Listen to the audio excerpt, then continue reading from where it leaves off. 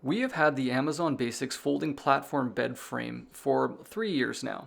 It's got room underneath for storage, and when you get it, it comes as two separate cots that you bolt together to form a queen size surface onto which you can place your mattress. But watch till the end where I point out something you need to know. There are two bolts that hold the separate cots together. Once the bolts are removed, it is super easy to fold up the individual cots. So there's just a couple little red tabs to click on each end. Click them in and fold them down.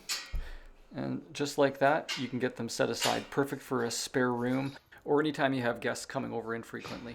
One thing I will point out about these bed frames is some of these metal edges are quite sharp.